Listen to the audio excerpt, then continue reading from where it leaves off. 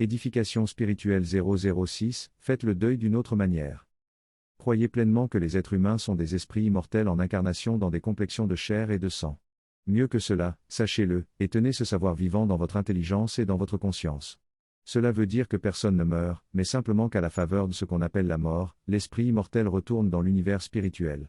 C'est juste la complexion de chair et de sang qui meurt, et cette complexion n'était pas la source de la conscience et de l'intelligence, seulement le réceptacle temporaire de l'esprit. Et voici, l'esprit est immortel. Il existait avant que ne se forme la complexion de chair et de sang, et il continue d'exister après que soit morte la complexion de chair et de sang. Que sont vos proches décédés? La vérité est que vous ne le savez pas réellement. Parce que vous avez identifié l'esprit et la complexion.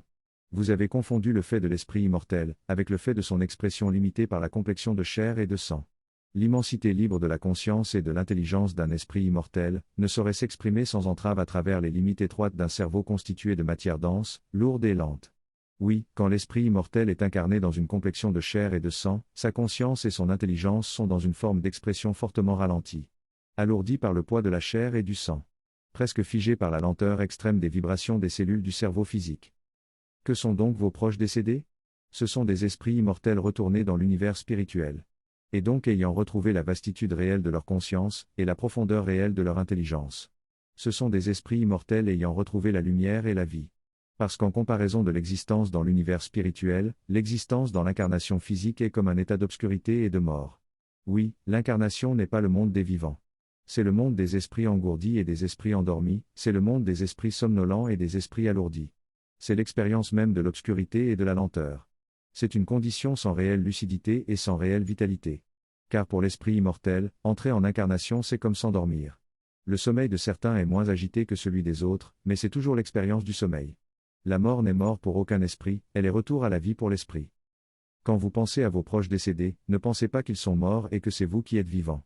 En réalité, ils sont plus vivants que jamais, plus vivants que vous ne l'êtes présentement, parce que l'expérience de la vie est infiniment plus puissante pour un esprit libre, que pour un esprit immergé dans une complexion de chair et de sang.